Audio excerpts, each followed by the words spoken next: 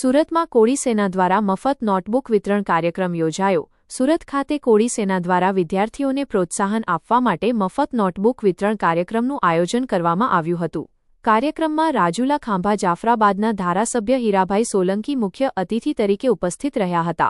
તેમની સાથે ભાવેશભાઈ સોલંકી, દમણના સાંસદ ઉમેશભાઈ કોળી પટેલ, મનુભાઈ ચાવડા, જે મકવાણા, ગોપનાથ હોટલ, હિંમતભાઈ ભાલિયા, ભાવનગરના કાળુભાઈ જાંબુચા તેમજ સુરત વોર્ડના 15 અને 16ના કોર્પોરેટરો ઉપસ્થિત રહ્યા હતા। કાર્યક્રમમાં સુરત શહેરના મીડિયા અને પત્રકાર મિત્રો સહિત સમાજના આગેવાનો, યુવાનો અને મોટી સંખ્યામાં વિદ્યાર્થીઓએ હાજરી આપી હતી। કાર્યક્રમ દરમિયાન વિદ્યાર્થીઓને મફત નોટબુકનું વિતરણ કરવામાં આવ્યું અને શિક્ષણને પ્રોત્સાહન આપવાનો સંદેશ આપવામાં આવ્યો। HX24 ન્યૂઝ ગુજરાતી સાથે સબ એડિટર અશ્વિન ચાવડા।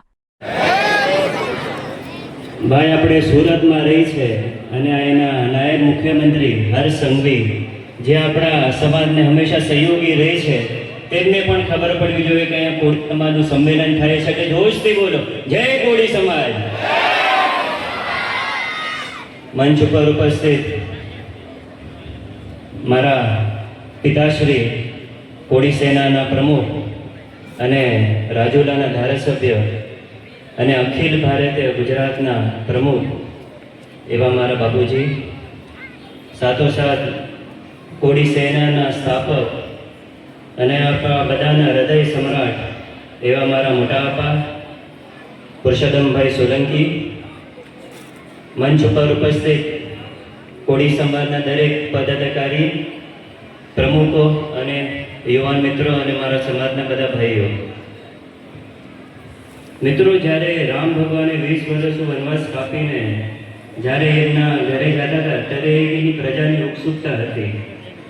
એવી જ ઉત્સુકતા જ્યારે મોટા બાપા અને મારા બાપુજી પ્રથમ વખત ઇલેક્શન જીત્યા ને, એવી જ ઉત્સુકતા આપણા કોળી સમાજમાં હતી। મિત્રો, આ મને યાદ છે। આપણે દરેક પરિવારમાં આપણે કહે છે કે સમસ્ત કોળી સમાજ તેજસ્વી વિદ્યાર્થીઓનું સન્માન સમારોહ કોળી સેના આયોજિત જ્યારે રાખવામાં આવ્યા છે, ત્યારે એક મોટાભાઈ પુરુષોત્તમભાઈ સોલંકીનો એક સંદેશો પણ લઈને હું અહીંયા આવ્યો છું। આપણા બાળકોને, તેજસ્વી બાળકોને ઇનામ વિતરણના કાર્યક્રમમાં હું કોળી સેનાના આગેવાનોને, કોળી સેનાના સૈનિકોને હું ખૂબ ખૂબ અભિનંદન આપું છું।